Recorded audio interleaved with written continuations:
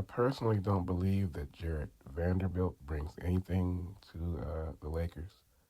Uh, he reminds me of what uh, Russell Westbrook's famous words about Pat Bev to me. Jared Vanderbilt is just mainly just running around out there. He brings nothing offensively. Just the occasional corner three. I saw a video where he's reworked his shooting motion, but to me it looks even worse. So I think the template, like the best case scenario or for somebody like him is someone like a Lou Dort, who I'm not really a fan of, but at least he's a true 3 and D player and an All NBA defender. You can't even call Vando a true 3 and D player because he barely shoots threes. Only shot 1 3 a game last year, and he's not a lockdown defender. So yeah, I'm not really a fan of Vando or Rui, honestly. I'd rather have a somebody like a Bogdanovich than Rui. You know, but that's just me. Um, Another listener, trained to go Q1B, said the Lakers should start Marcus Smart and move Austin to the bench. You need multiple guys with size that can switch. So that's one vote for moving AR to the bench. Thank you for the comments, sir. Uh, yeah, I don't agree with that. I would keep Austin in the starting lineup as um, excuse me, as Lucas excuse me again, as Lucas his his backcourt mate, for the long haul going forward. Um, I think that now technically if you have Luca, I mean Luca's damn near. I mean we've seen Luca carry teams, by himself, right?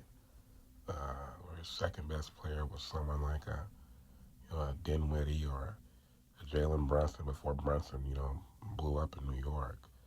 Uh, so Luca really technically don't even need a second offensive player in the lineup because he can be an offense all by himself. But I think that with LeBron being as old as he is and going to year 23, um, yeah, I'm pretty sure Dinwiddie and Brunson, they started alongside Austin, didn't they?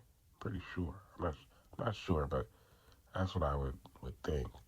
So, uh, you know, um, he don't necessarily need a Kyrie Irving with him in the backcourt, but and I would say Austin is somewhere like between the Brunson and the Dinwiddie he had, and obviously the Kyrie that he made the finals with a couple years ago. But I think you know with LeBron aging and getting older, like he has, um, it would be I guess I would say the wisest choice. I say it would be the wisest choice to have keep Austin in there with Luca and have them you know uh, bounce off of each other, and then you can take some of the pressure off of LeBron. And then as the first commenter um, said, he said Austin is too good of a player to have him leading a squad by himself. That's still Bron's job, so Bron can get more time with the second unit. I like that idea better.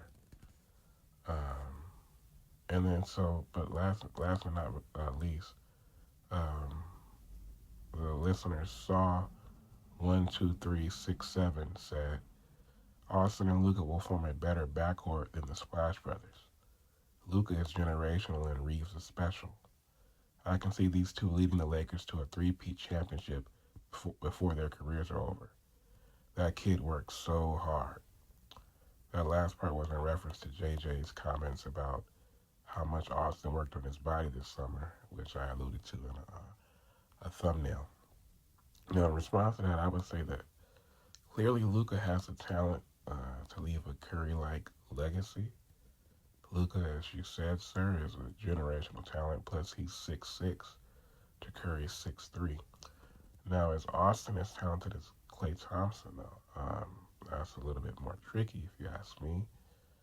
Klay is bigger, 6'7", Austin 6'5". And obviously, Klay was a much better defender in his prime before the injuries. But on the other hand, he's mostly been a spot-up three-point shooter, while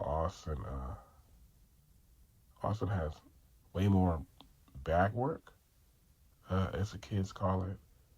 But all in all,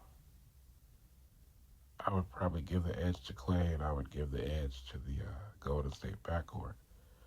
But that doesn't mean Luka and Austin can't make their mark as well. You know, um, yeah. So, but I want to thank everyone who left a comment. I really appreciate it. I look forward to reading more of you guys' feedback this season.